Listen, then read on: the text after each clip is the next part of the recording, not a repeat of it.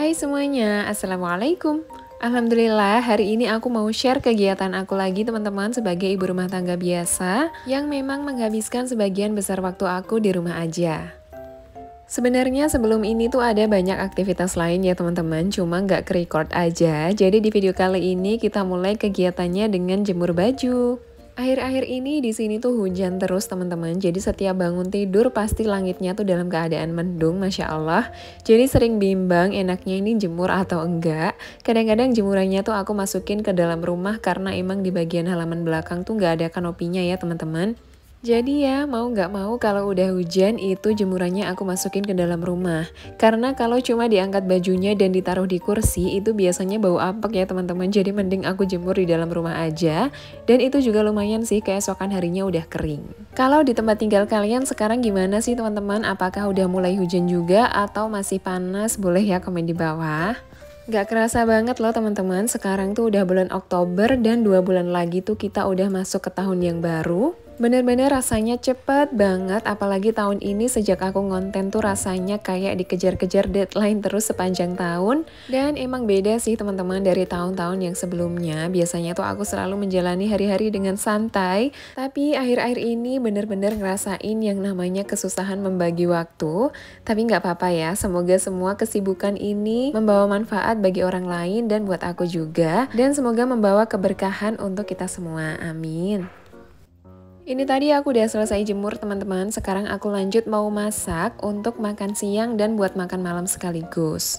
Yang pertama ini aku mau masak sayur sop, cuma emang sayurnya nggak selengkap biasanya ya, ini aku pakai yang seadanya aja di kulkas. Terus biar cepet ini aku sambil goreng jamur enoki crispy teman-teman. Ini tuh enak banget, Masya Allah, kesukaan kami bertiga. Jadi suami aku suka banget, anak aku juga suka, aku juga suka. Dan gorengnya tuh lebih baik sedikit-sedikit kayak gini ya teman-teman, biar lebih crispy. Karena kalau kita gorengnya terlalu tebal itu nanti tuh agak basah gitu dalamnya. Ini tadi gorengnya juga pakai bumbu instan serbaguna aja biar cepet dan udah dijamin enak sih. Tapi biasanya di adonan tepungnya itu aku juga tambahkan telur ya teman-teman, karena menurutku tuh hasilnya lebih enak dan lebih crispy aja. Kalau kalian ada resep khusus nggak sih teman-teman buat goreng jamur crispy atau ayam crispy? Boleh ya komen di bawah, nanti aku baca resep dari kalian.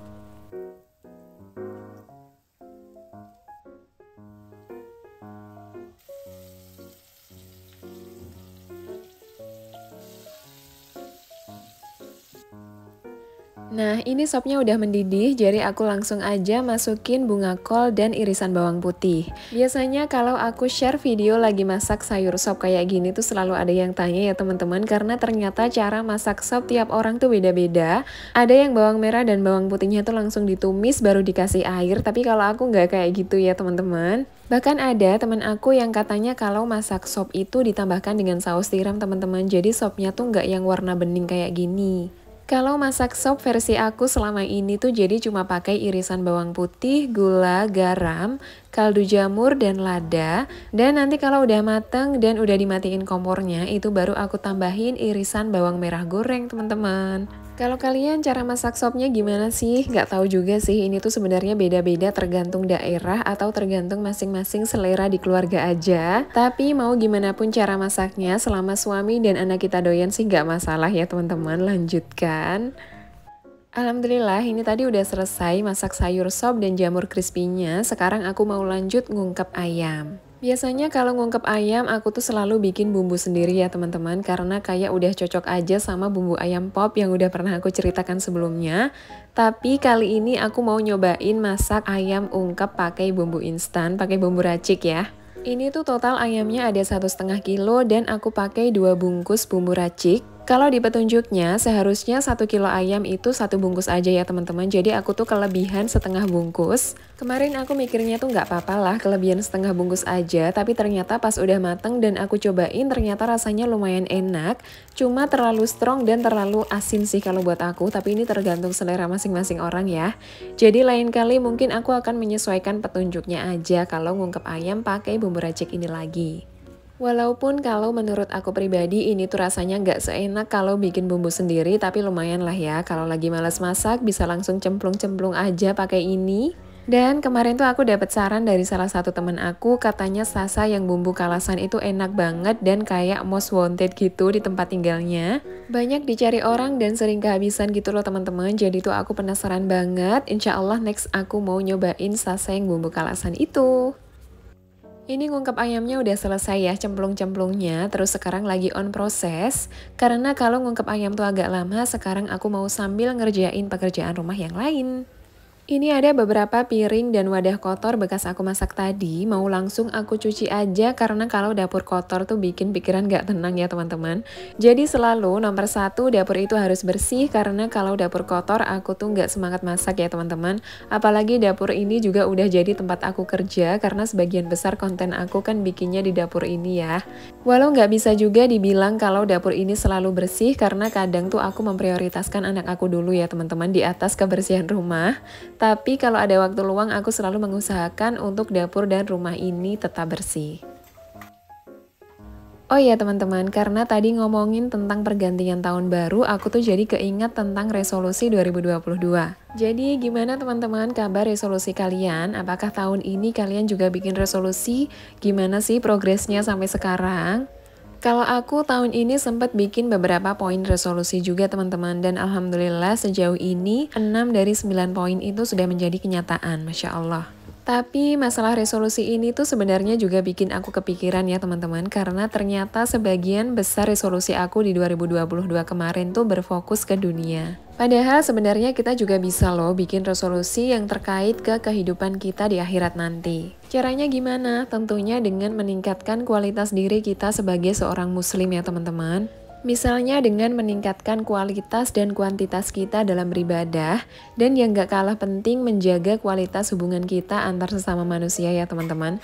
Coba deh mulai sekarang tuh kita maafkan semua orang yang pernah berbuat salah kepada kita untuk kebaikan bersama dan agar hidup kita juga lebih tenang tentunya. Kadang manusia tuh suka gitu ya teman-teman, terlalu berfokus ke sesuatu yang sementara, karena seperti yang kita tahu kehidupan di dunia ini tuh sementara ya teman-teman, dan kita tuh malah melupakan kehidupan kita yang kekal nantinya. Pokoknya harus selalu diingat ya teman-teman, kehidupan kita yang lebih kekal dan panjang di akhirat nanti itu membutuhkan bekal yang lebih banyak daripada kehidupan kita di dunia ini yang cuma sementara. Kalau udah kayak gini jadi melo ya teman-teman, rasanya sedih banget karena setiap hari itu pasti banyak dosa kita yang bertambah. Semoga Allah mengampuni dosa kita dan mengumpulkan kita dengan orang-orang soleh di akhirat nanti, amin.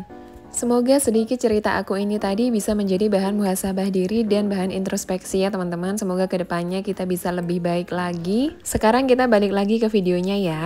Ini tadi aku udah selesai cuci piring dan sekarang aku mau lanjut beresin hasil belanja bulanan yang udah 2 hari tergeletak di ruang tamu.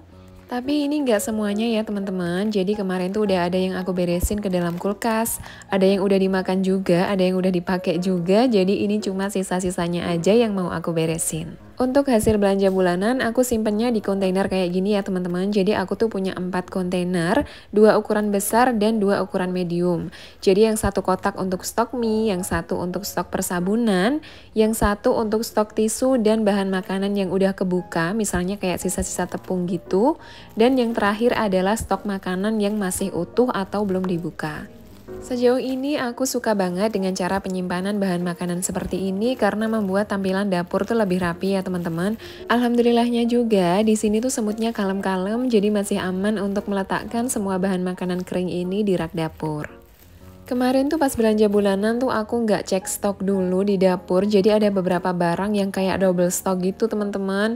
Misalnya kayak sabun cuci piring, minyak, beberapa tepung, dan beberapa bumbu juga. Bumbu racik ikan goreng tuh sampai ada stoknya 5 atau 6 gitu yang belum aku pakai. Emang kesalahan banget sih kalau berangkat belanja bulanan tapi nggak ngecek stok dulu di dapur.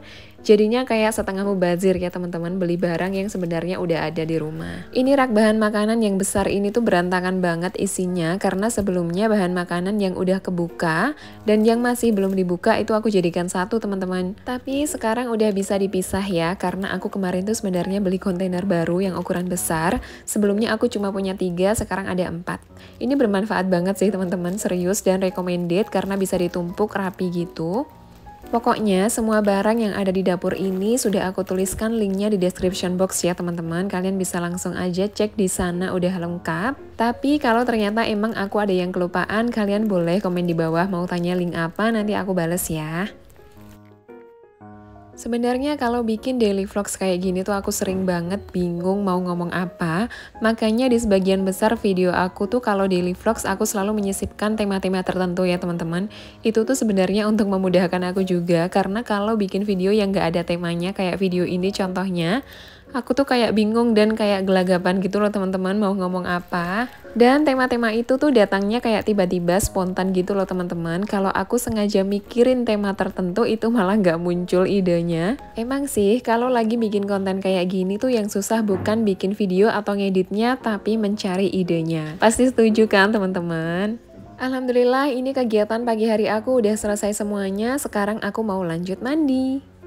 Seperti biasa, setelah mandi aku tuh nggak pernah skip yang namanya sunscreen ya teman-teman. Karena sunscreen itu adalah salah satu cara bagaimana kita tuh bisa tetap awet muda. Hari ini aku lagi pakai sunscreen dari Skintific 5 Times Ceramide Serum Sunscreen. Udah 2 tahunan ini aku tuh tiap hari selalu rutin pakai sunscreen ya teman-teman. Karena seperti yang kita tahu di dalam sinar matahari itu ada yang namanya sinar UV. Dan radiasinya tuh berbahaya banget. Bisa menyebabkan penuaan dini dan lebih ekstrimnya lagi bisa menyebabkan kanker kulit juga loh teman-teman, ngeri banget gak sih? Jadi udah jelas ya kalau pakai sunscreen tuh wajib banget, dan sunscreen dari Skintific ini tuh memenuhi kriteria sunscreen ideal menurut aku ya teman-teman, karena sudah pasti memiliki real protection dengan fungsi double protection. Selain itu juga udah dilengkapi dengan blue light protection dan SPF 50+ PA++++ yang memberikan perlindungan penuh terhadap sinar UVA dan UVB. Nah, yang membuat sunscreen ini beda dari sunscreen yang lain adalah adanya kandungan 5 kali ceramide yang dapat membantu memperbaiki dan melindungi skin barrier kita. Seperti yang bisa kalian lihat, ini tuh teksturnya ringan banget ya teman-teman, dan cepat juga meresapnya kayak serum. Dan emang kerasa banget di kulit aku yang kering, ini tuh langsung kerasa melembabkan gitu. Finishnya lembab dan glowing tapi bukan berminyak ya, jadi ini tuh masih nyaman banget untuk dipakai sehari-hari. Dan yang paling penting buat aku, ini tuh nggak peeling teman-teman pas dipakai, jadi aman untuk digunakan sebagai base makeup.